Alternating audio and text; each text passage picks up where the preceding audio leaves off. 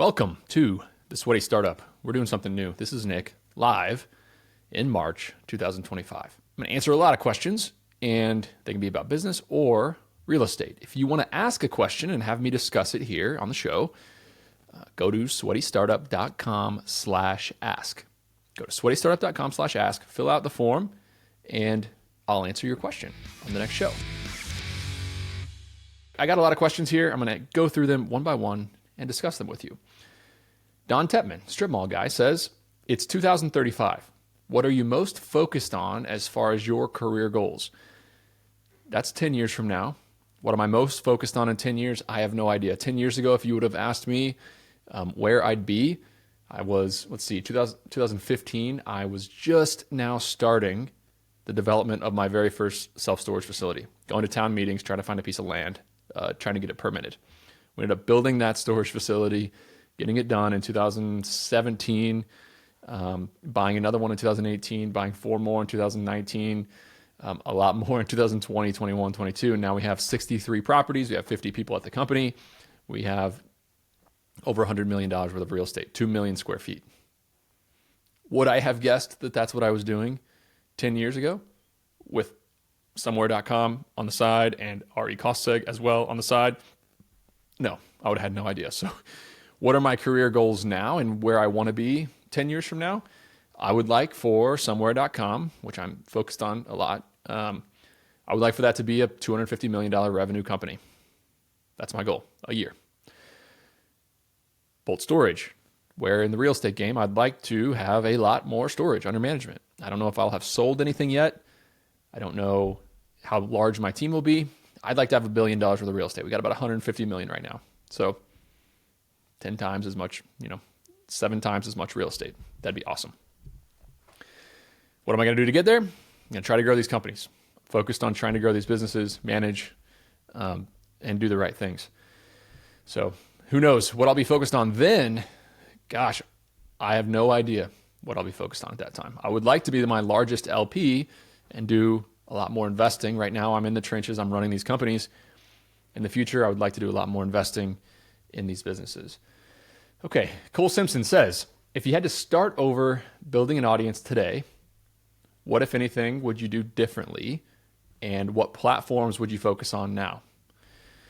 Man, that's a hard one because social media in general has changed a lot since I started. 2019, 2021 was a great time to grow on Twitter. You could post thoughtful things. People would follow you, especially if you were in the trenches building companies. 2022, 23 was a great time to grow a newsletter. I was adding 30,000 newsletter subs a month to my newsletter. Neither of those things are working at scale today. Maybe I'm doing it wrong. I'm sure they're working for some people. I'm not adding a lot of Twitter followers today. I'm also seeing a lot of awesome accounts at 30,000 followers or 10,000 followers or 3,000 followers that are not growing. So what would I do to grow? I think the people who are growing right now are focused on short form video. They're on Instagram, they're on Twitter. They're on Instagram, they're on TikTok, they're on, whatever the Facebook short form videos are. But am I willing to do that? We'll see. But that's what's working and growing right now. So I don't know. Where's the best place for a qualified sales professional to build a great life? What industry, what vertical? That's a question from Gage. Man, if you are a sales professional and you can sell, you can do anything. Literally, you can accomplish anything you want in this world if you can sell. So I would focus on personally getting into a business where I can sell once and get paid for a really long time. There are some businesses where you sell something and you get a commission, sell something, get a commission, sell something, get a commission. That's great. But if I'm really good at sales and I want to build a great life, I would focus on something where I can sell it one time and get paid for a long time, which is wealth management and insurance. I play golf at Athens Country Club, and half the people there are in either wealth management or insurance. That's a little bit of an exaggeration, but a ton of the guys who play golf on Tuesday, Thursday, and Friday every week are in either insurance, property and casualty insurance, or they're in wealth management, Northwestern Mutual, one of these companies where they manage some Sometimes it's a combination of insurance and wealth management, but it's incredibly hard to get started. But those jobs are sales jobs. It's not about managing money. It's not about actually knowing the ins and outs of insurance. It's about selling. If you can sell, you can get people to trust you. You can obviously learn and be competent at what you're selling. Of course, that's a given.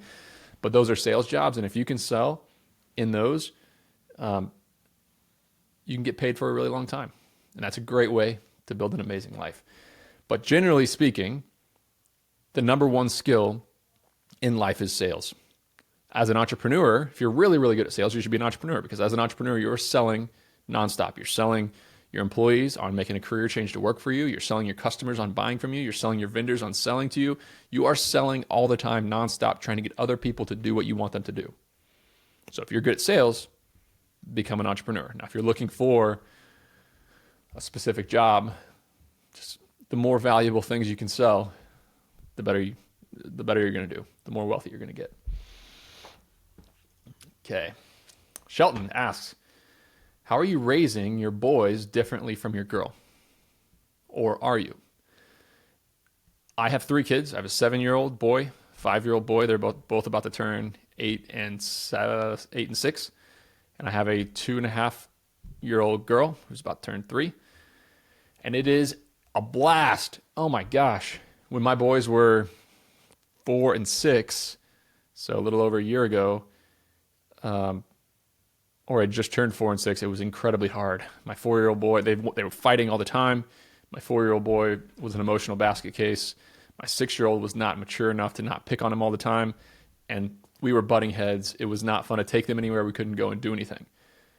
Now it's really, really fun. Now we've done a ton of work to be consistent and pick the battles that we're going to fight and be loving and teach them and enable them to like improve. But man, it was hard when they were 4 and 6. Now that they're 5 and 7, it is really, really fun. But how am I parenting them? Definitely not really differently at this age. I think when they're in high school, I'm going to parent them a lot differently. But right now, with 3 kids under 7 or under 8, I'm just being consistent, meaning they can know what they're going to get from me at all times. I'm not going to lash out at them. I'm not going to, do things that make them misunderstand where I come from and what they need to do.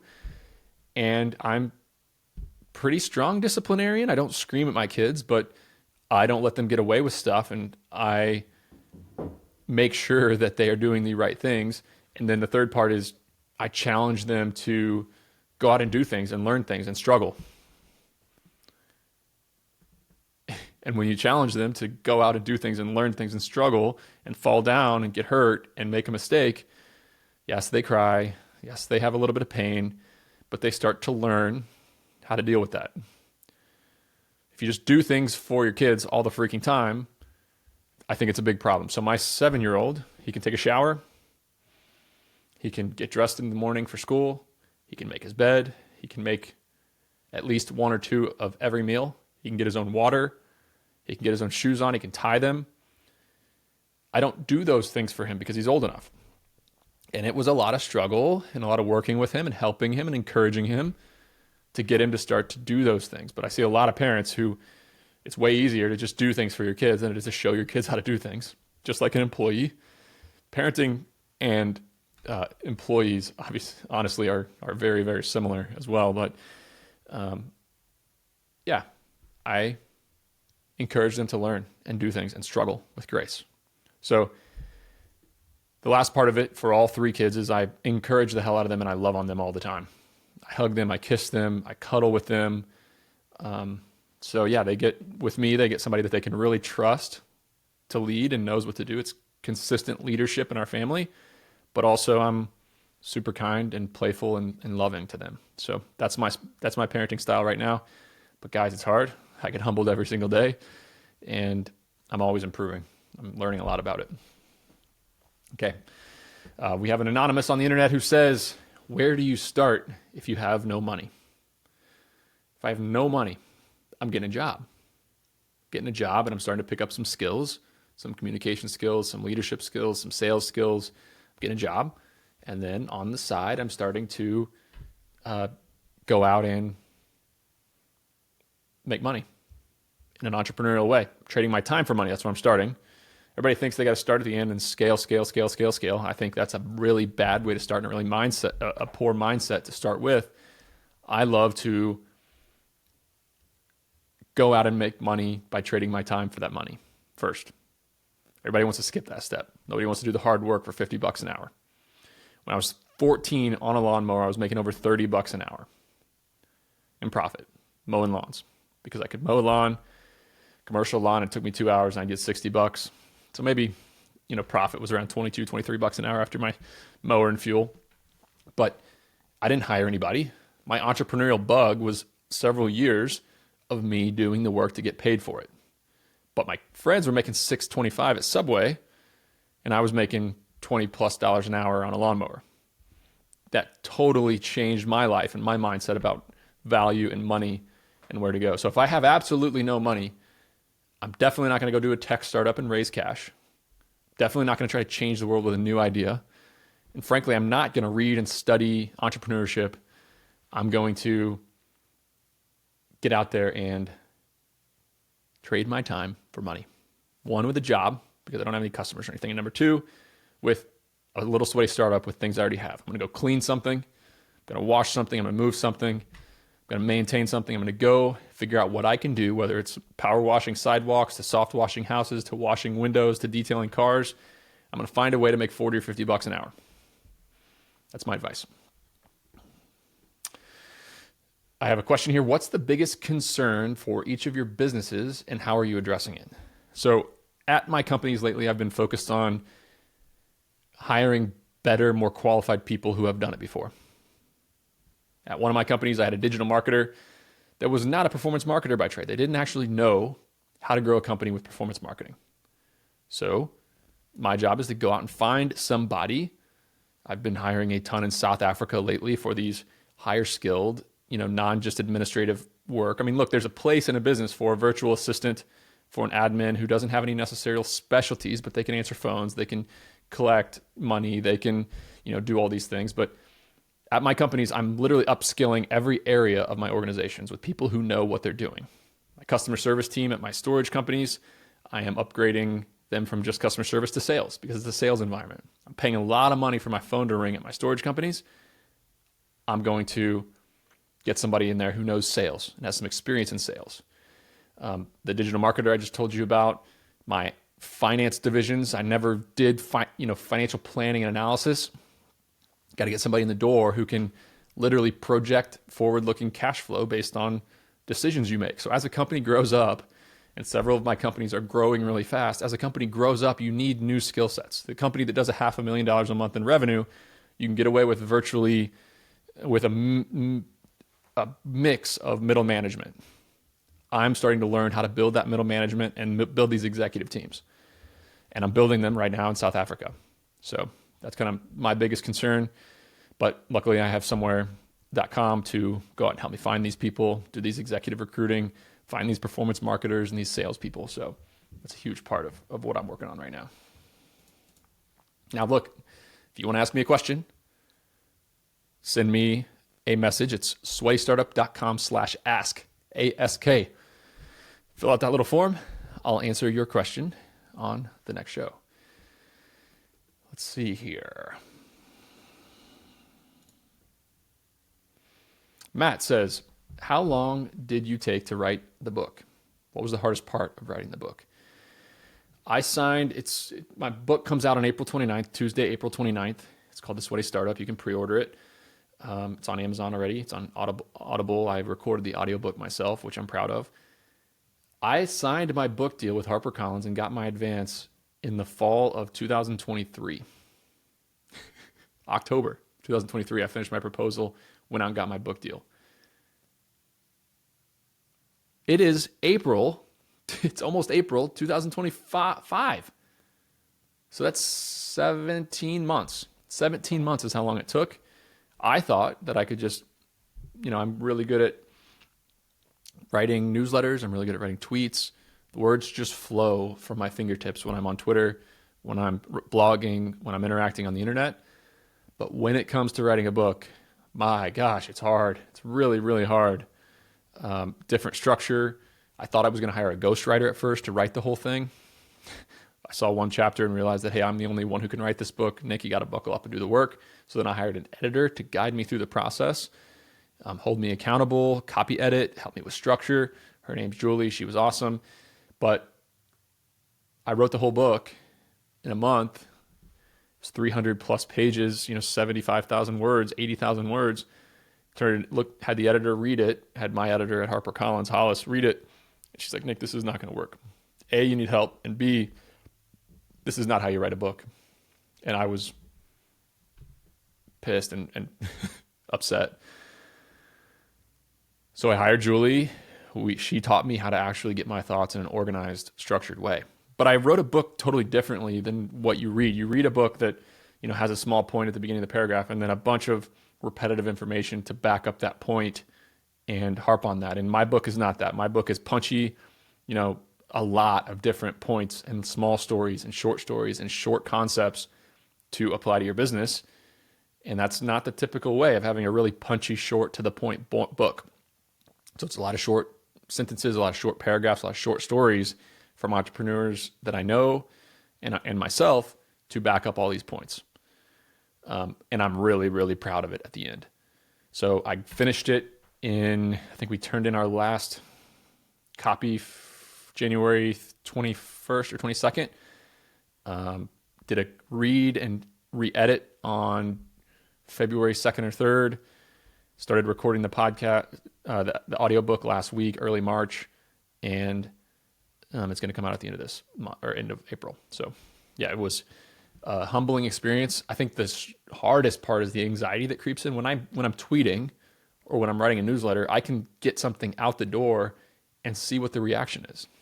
I can write a tweet, I can send it, and within 2 or 3 minutes, I have instant feedback from the people following me if it's good or if it's bad. When you're writing a book, you're stuck in your head and you spend, 3 days on a chapter, and at the end of it, you're like, gosh, nobody's going to like this. This isn't a good story. It's not worth reading this. My ideas are shit. Who am I to write a book? And you get these trials, these anxiety spirals when you're writing a book that you're going to think that nobody really likes the book. And that's hard. It's hard to overcome that. Definitely the highs and lows of writing a book. Sometimes I'll read a chapter and be like, wow, that is the best chapter I've ever read. No book can do this. These stories are great. And other times I'll read a chapter and I'll be like, nobody wants to read this. So the anxiety is a really, really hard part of writing a book. But I'm really glad I did it. And I recommend you do it. Let's see. Couple more.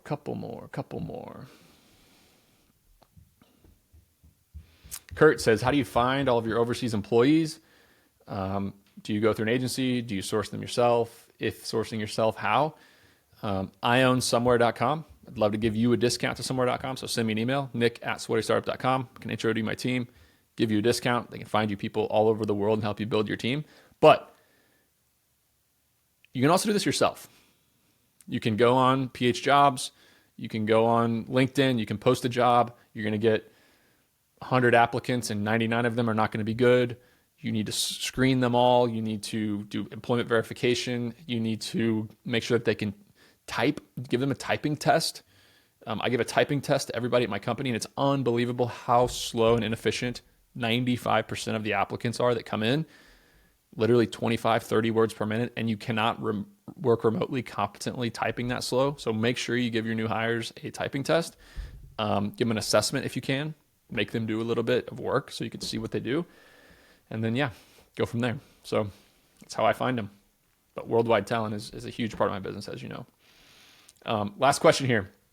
Juan says, should I get funding with a working MVP or can I get funding before I have a working MVP? At what point should I get funding?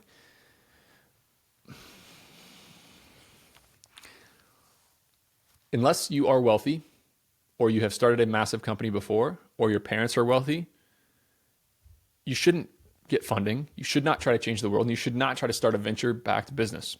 That's just my opinion. Your first business should be about going out and trying to make money.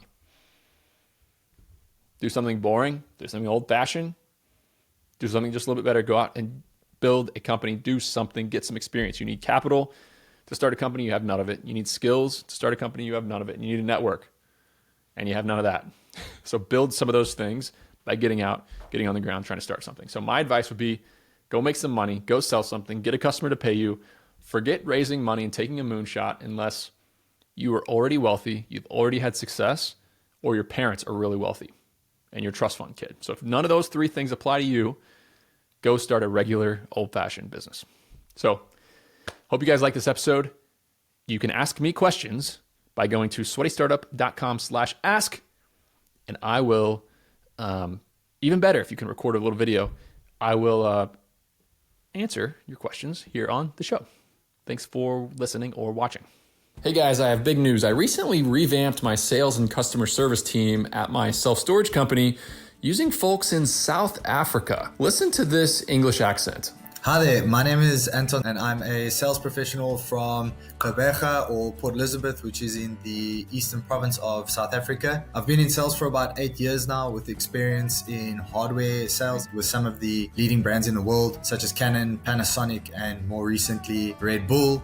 Okay, now the surprising part. The person you just listened to is available for hire right now, and they're asking $9 an hour. If you want an introduction, if you want to hire this person into your business or at least interview them, send me an email, nick@sweatystartup.com, and I can make an introduction and offer you $1,000 off the recruiting fee. nick@sweatystartup.com.